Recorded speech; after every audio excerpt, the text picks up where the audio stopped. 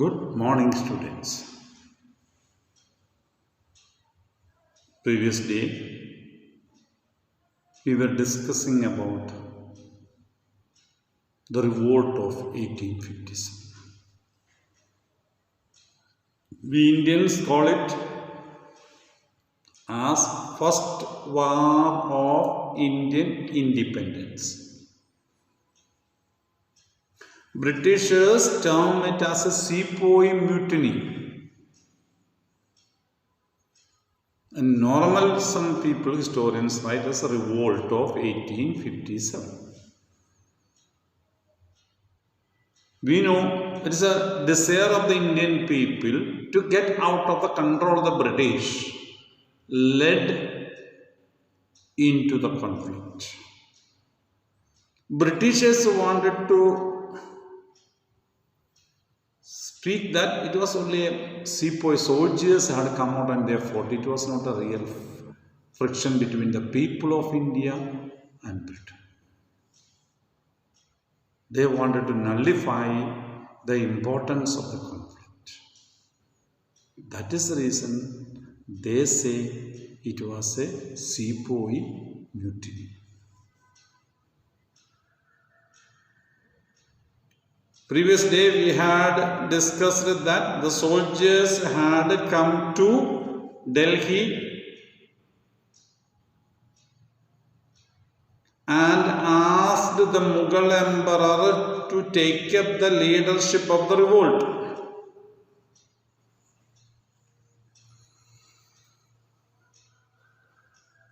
First he was reluctant to take up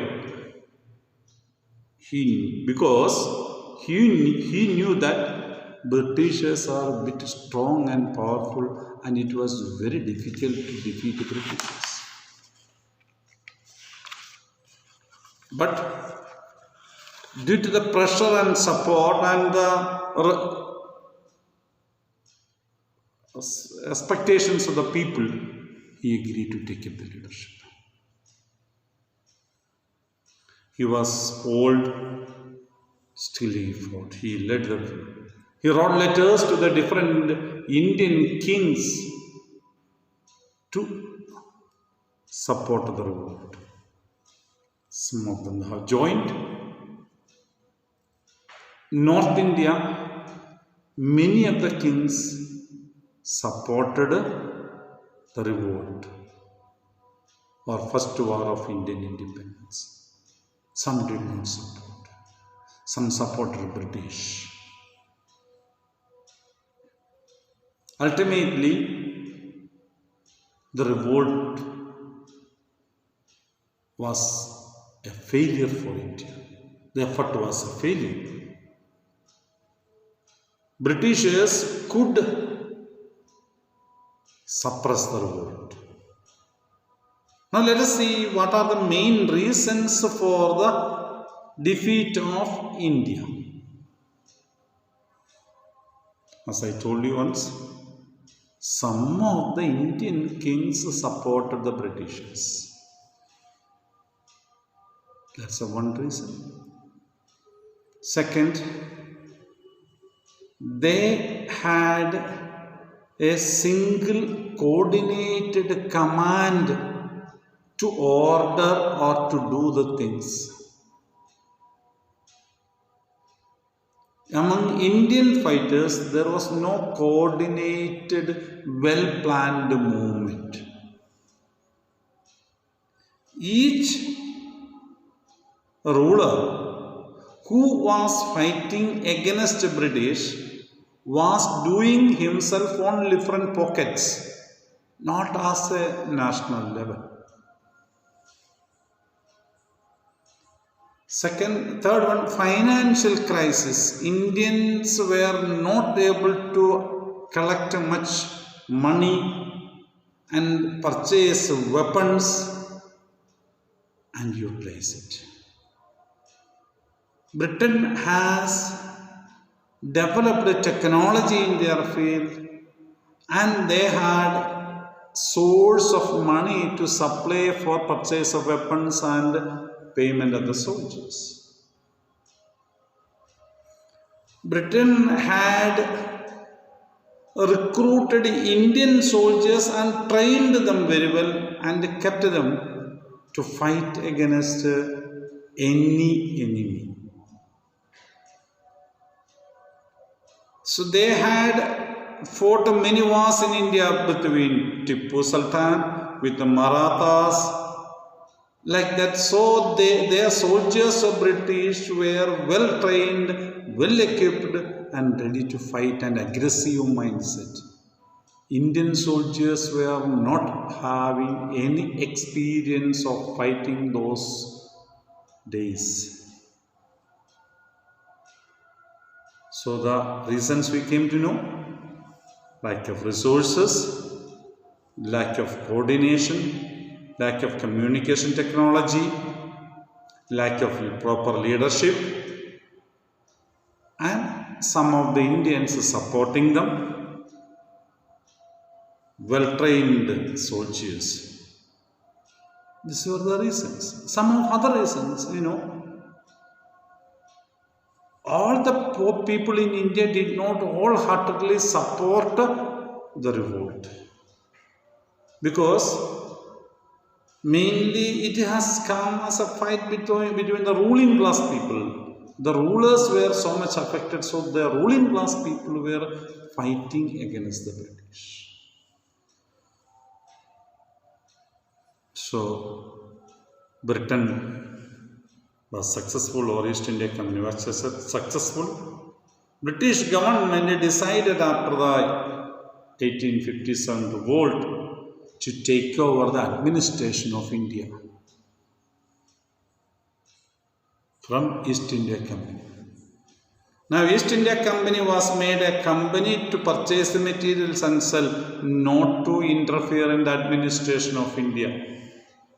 The Governor General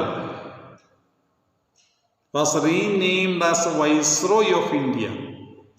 Viceroy means representative of the king or a queen. He has to function as per the orders of British king or a queen and British Parliament, not as the head of the company. Till 1857, he was the head of the company and he was the head of the administration in India. From 1857, he was only head of the administration in India, not of a company. The officials were permitted to leave the administration, join with the company, or they can remain, whichever is permitted. And told the kings that no property will be attacked and annexed by the British government.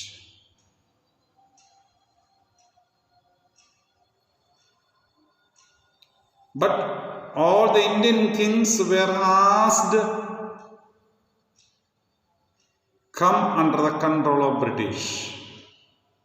They were not permitted to have a foreign relationship without the knowledge of British government. A minister was appointed in the British Parliament named Secretary of State for India.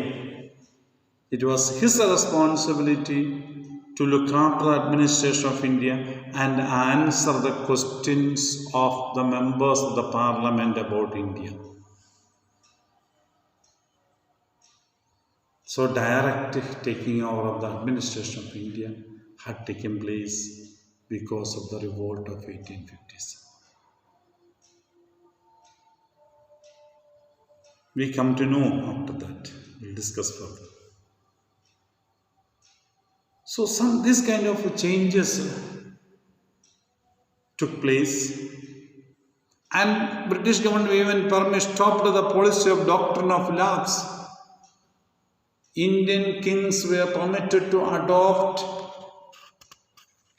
and hand over the kingdom to the successors, but all were under the control of British. That is what has happened after the revolt of 1857. And we know 1857 to 1957, for 90 years more, they ruled India. That is what has happened. And British exiled then Mughal Emperor Bahadur Shah Zafar to Rangoon, Myanmar. He died there. His sons, who were fighting against the British, all were caught and hanged in Delhi. All persons who were arrested because of creating problem for British and killing British officials were punished. Others were left free.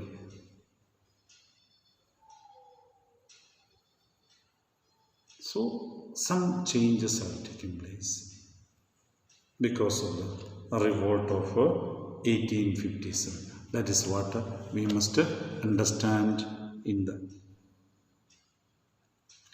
Muslims had a heavy loss because of the revolt of 1857, because Britishers thought and understood that Muslims were the main persons who were fighting against the British. Till 1906, we can say, till the formation of Muslim League, Britishers and Muslims were not in good terms. Later on, they supported Britishers, but again, because of the First World War, Turkey was fighting against the Britishers, and Britishers and Indian Muslims turned against. That we'll study later. So these are some of the important events that took place in the revolt of 1857 and its result. Thank you very much.